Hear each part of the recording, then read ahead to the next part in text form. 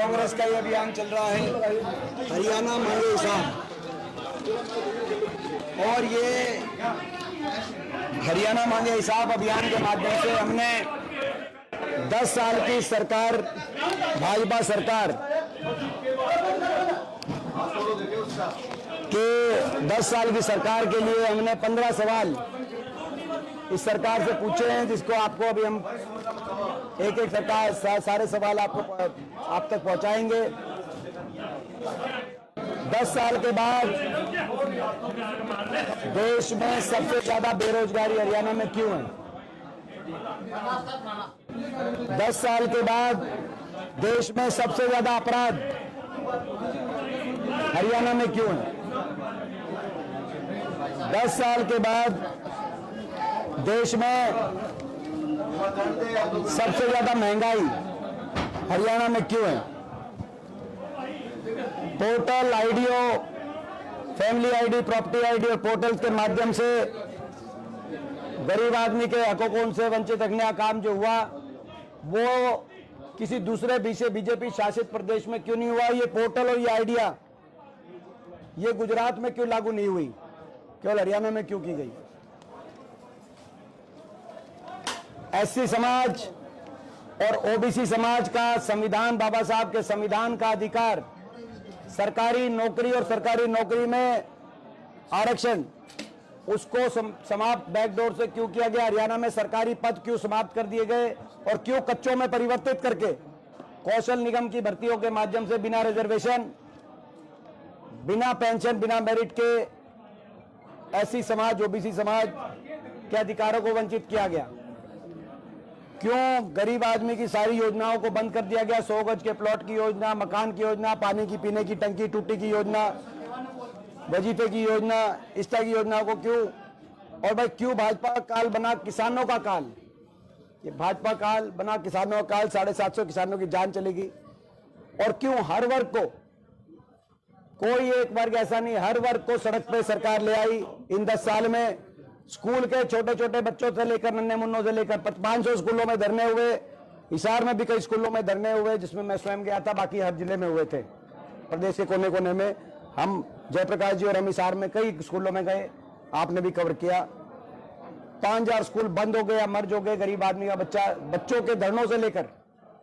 और हमारी बेटियों को जंतर मंतर पे धरना देना पड़ा अपने न्याय के लेके। बेटी और बच्चों को भी धरना देना पड़ा, बड़े बुजुर्गों को धरने देने पड़े, किसान को, शिक्षकों को, कर्मचारी को, व्यापारी को, हर वर्ग को धरने देने पड़े सरकार के खिलाफ, मगर फिर भी सरकार को कुछ सुनी नहीं। तो ये हरियाणा मांगे जवाब और हासी भी मांगे जवाब। ये वो हासी है जिसको विकास की तरफ आगे लेके जाने के लिए पूर्ववर्ती हुड्डा सरकार, कांग्रेस पार्टी की सरकार ने, हम लोगों ने मिलके, जयप्रकाश जी और हम लोगों ने मिलके हमने प्रयास किया कि हासी प्रदेश और देश के विकास के नक्शे पे आए। ये वही हासी है जो हमारी सरकार के समय मिनी सेक्रेटरीट से लेकर हासी के अंदर 4 लेन सड़क कनेक्टिविटी, बाईपास, ये जो 4 लेन कनेक्टिविटी है डबवाली से लेकर दिल्ली तक, रेल की लाइन,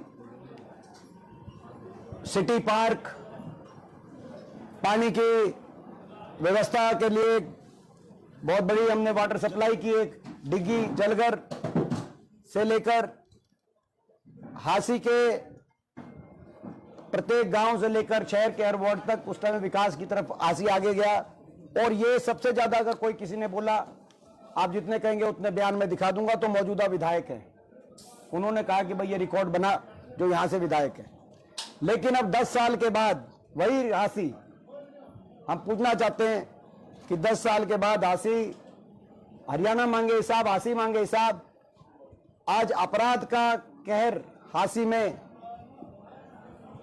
आज क्यों हरियाणा में देश में सबसे ज्यादा अपराध और हासी में भी उसका असर देखने को मिल रहा है। आज आपको पता होना चाहिए कि अपराध दर में 3 चीजों में हरियाणा देश में नंबर 1 पे है, फिरौतियों में, अपहरण दर में और डकैती में, और हत्या दर में देश में नंबर 2 पे है। पीछे आपने देखा यहां भी एक हत्या हुई। तो 3 चीजों में देश में नंबर 1 पहुंच गया, जिसका हासी में भी दिखाई दे रहा है। आज हासी का व्यापारी करे तो क्या करे, आज जो हमने जलघर बनवाया था, इतना बढ़िया पीने के पानी की व्यवस्था करी थी, आज वही हासी पीने के पानी की सप्लाई के लिए आज त्राई उस हासी में दिखाई दे रही है। अगर पीने के पानी की सप्लाई में त्राई दिखाई दे रही है तो आप जाके चेक करें, सातबाज और आसपास के आप गांव के अंदर जाके चेक करें, जो है बिल्कुल नहरी पानी का तो एक एक टोपा के लिए जो है गांव के गांव तरस गए हैं। तो आज ये वही हासी है, ना सफाई की व्यवस्था यहाँ पे दिखाई दे रही है, सड़कों के जो हाल है वो दिखाई जो आपके सामने हैं, और नगर परिषद को लेकर लोगों को कितनी तकलीफ सहनी पड़ रही है वो हासी के लोग ही जानते हैं। आप भी कई पत्रकार बीच बीच में मुझसे मिलते रहते हैं, आपसे मैं डिस्कस करता रहता हूँ, बाकी लोगों से भी डिस्कस करें। तो आज ये हासी हमारी जो सोच थी और हमारा जो सपना था कि इस हासी को, ये जो रेल 4 लेन खेदड़ के अंदर थर्मल कारखाना, हिसार में उस समय एयरपोर्ट और महम में इंटरनेशनल कार्गो एयरपोर्ट के माध्यम से इसको हम विकास का कॉरिडोर बनाना चाहते थे, जिसके सेंटर में हासी पड़ता। आज वो विकास का कॉरिडोर अपराध का कॉरिडोर बन गया। हरियाणा मांगे हिसाब, ये हासी मांगे हिसाब। ये विकास का कॉरिडोर अपराध का और बेरोजगारी का कॉरिडोर कैसे बन गया, सरकार बताए। ये आज बाकी तो जो है हिसाब मांगने निकले हैं, कितनी उम्मीद है कि बीजेपी सरकार जो हिसाब देगी? देखिए, बीजेपी तो हिसाब दे नहीं रही। वो तो आपने देखा होगा, जो केंद्रीय गृह मंत्री आए, हमने आज से 1 हफ्ते पहले प्रोग्राम अभियान शुरू किया।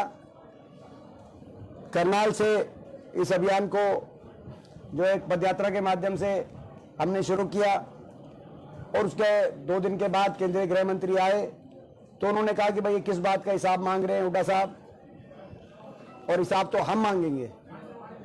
10 साल के बाद भी उनको अपने मुख्यमंत्री या पूर्व मुख्यमंत्री से ज्यादा हुड्डा साहब का नाम लेना पड़ा।